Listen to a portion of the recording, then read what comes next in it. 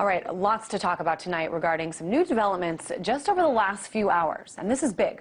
It started when the feds today shut down Megaupload, the file-sharing service that apparently has more than 150 million registered users and 50 million daily visitors.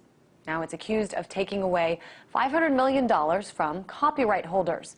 So the founders and employees of Megaupload have been charged by a U.S. grand jury with copyright infringement, and at least 7 of them have already been arrested. Agents have also served at least 20 search warrants across the globe. Now, in response, the largest attack ever by the hacktivist group Anonymous. They attacked and successfully shut down the sites for the U.S. Department of Justice, the U.S. Copyright Office, Universal Music Group, the Recording Industry Association of America, and the Motion Picture Association of America. Now, you may have heard of some of these Anonymous-related hacks in the past to take down other government websites, but never have they gone after so many at once. So right now I've got Barrett Brown, founder of Project PM, also a man who's worked with Anonymous on various operations. He's in Dallas, Texas right now. Barrett, I just want to confirm first that this is indeed the largest ever attack. Is that right? It seems to be an attack of that nature. There were a number of targets, high-profile targets that were taken down in some instances for quite a while. There were a number of lesser assaults on whitehouse.gov, defense.org, defense.gov, and a certain French music industry association as well that was taken down. I think it's still down, actually, as of this time.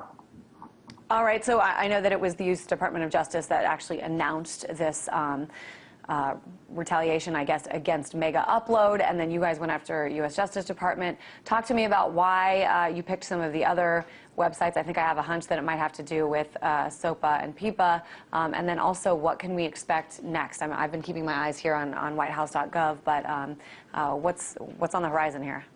Well, these DDoS attacks are all being perpetrated under the banner of Megaupload, and so from that you can sort of see the extent to which this was prompted. These reactions were prompted by Megaupload going down, and about 7 minutes, it's within 70 minutes of Megaupload's raid and new status having been announced, Anonymous put out a press release and had already taken down justice.gov and then a few others. But obviously it couldn't have come at a worse time in terms of the government's standpoint. They could not have chosen a worse time to take down Megaupload, coming as this is the day after all of these websites blacked out in protest of SOPA.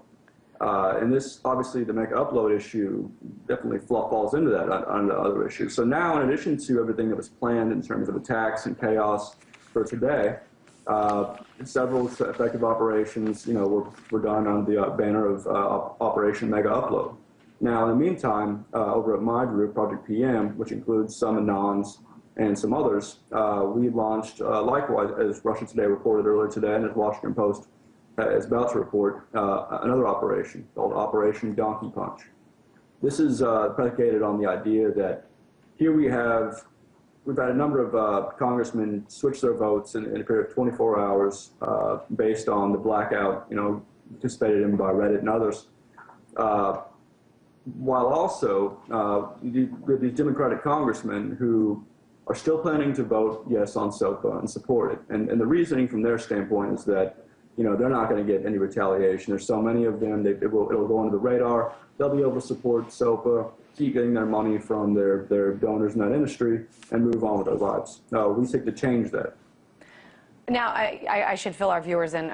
First of all, that's a very interesting name for your operation. I won't say it again. But just for our viewers, I want to fill them in just in case they have been sleeping this week. SOPA and PIPA, the Stop Online Piracy Act proposed in the House, and the Protect IP Act proposed in the Senate. As you mentioned, a major change in many lawmakers who were once for it, now coming out against it, especially after some of these blackouts yesterday by the websites, including Wikipedia. Google had a symbolic blackout. But apparently, Barrett, the government didn't need SOPA and PIPA to make these arrests today. So I'm wondering what you think. Where does this battle go from here? Well, I think what it illustrates is that even without SOPA having been passed yet, the federal government always had tremendous powers to do some of the things that they want to do. So even without, this is what can occur without SOPA being passed. Imagine what will occur after SOPA is passed, and PIPA and other things of that nature.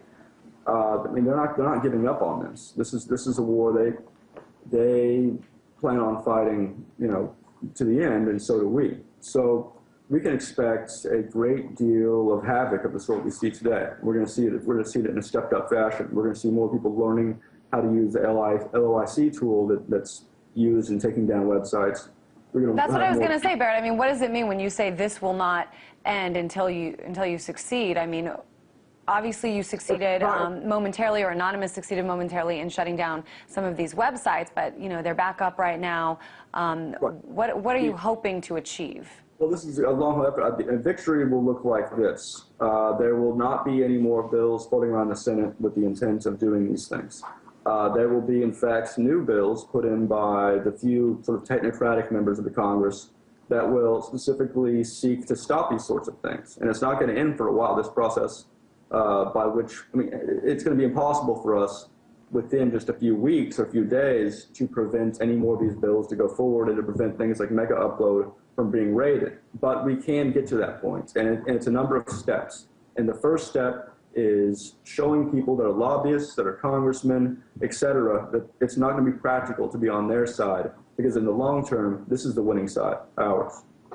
Now, I want to ask you, I mean, I know you haven't said whether or not you've participated in today's attacks. Give you the opportunity to say that if you want, but even showing your face on here, Barrett, I mean, what happened today is certainly illegal.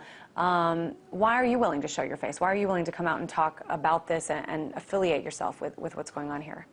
Well, my name's been openly used since my Project PM days early on, before I got involved in Anonymous, and I've remained, I don't, if I don't care about the rules of America, you can imagine how much I will care about the rules of Anonymous, So I go with my face. Also, I'm more useful as a name fag than I am just as another person with his name hidden.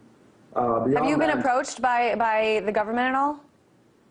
I have approached some of them. Oh, interesting. And they have never come to talk to me. There was a Pentagon investigation that you guys reported on that was in reference to something I had kicked off against them, and they never came and talked to me. No one talks to me. I'm a very lonely person. Interesting. So I guess just finally, Barrett, what should we be watching for here? What should we expect to happen next from the angle of Anonymous? What are they going to do next? I see whitehouse.gov is still up. Do you think that is going to be successfully taken down tonight? If Anonymous is smart at this point, they'll see what's worked in the past few days, because it wasn't just Reddit and all them going down that prompted so many of these this massive switch in people who are supporting SOPA in the Senate and the House. It was also, just minor grassroots techniques. And as we go forward, we're going to keep finding out which of these techniques has the most bang for your buck value. And so as we refine our methodology and as we split into small groups that can work together better and more efficiently, there's going to be so many things going on that it's going to be impossible to assess. All right. We do hope you keep us posted on what's going on. RT.com is certainly reporting on the very latest in all of this. It was big news today. Once again, the biggest hacking attempt takedown by Anonymous in its history. Founder of Project PM, Barrett Brown. Thanks so much.